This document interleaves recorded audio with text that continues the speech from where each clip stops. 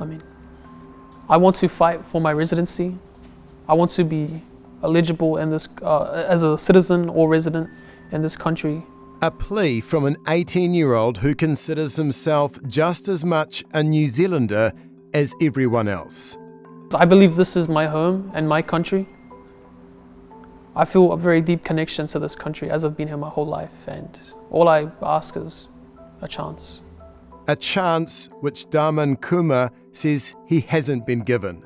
The Herald has seen documentation instructing him to leave the country or he'll face deportation to India, a country he's never visited before. So I have no strong connection to that place, whether it's the people there or it's just the place itself.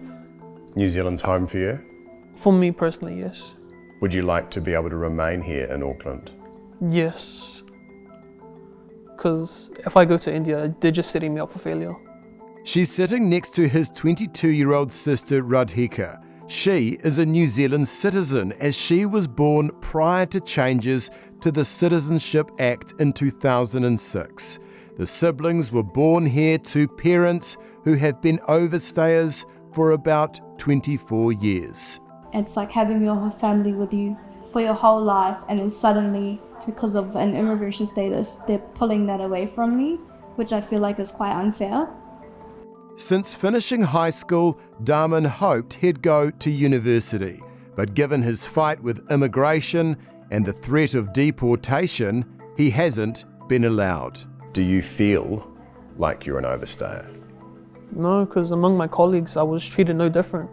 Same with the teachers. I never told anyone, but they've treated me as a normal person, as a normal human being in this country, as a Kiwi would. Dharman's lawyer, Alastair McClymont, is incensed. Yeah, it's an absolute disgrace. It just seems to be the humanitarian component of our immigration system has just been wiped out and no longer exists. McClymont says his client tried to appeal to the Minister for Intervention, but this was declined.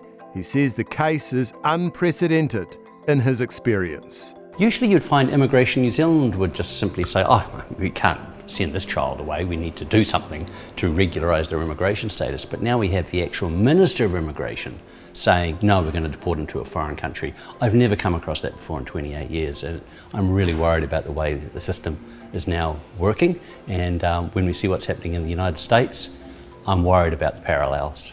The Green Party's Ricardo Menendez March is appealing for action from the Associate Immigration Minister, Chris Pink. How would you describe his situation and how he's being treated at the moment? Damon is someone who has had to live basically in hiding for all of his life in a country that is all that he knows, and now risks being basically stripped from the community that he belongs to because he doesn't have a regularized immigration status. He's writing to Pink, urging him to do the right thing. Is his treatment cruel, in your opinion? I think the minister's doing a disservice to members of the community like Damon, who were born here, grew up here, and belong to the community. And so I do think the minister's not treating this case with the care that it deserves. I've been with him my whole life, and suddenly being, ripped apart from your family, it's not easy to take in. Definitely mentally, emotionally, physically, that's quite daunting to even imagine it. I believe that the minister should definitely give my parents and my brother a chance, especially my brother, since it's definitely not his fault. I mean, how can they expect a child to cover up or fix something that was probably not even his mistake in the first place? At least he deserves a chance, and hopefully my family as well should get a chance to be legalized.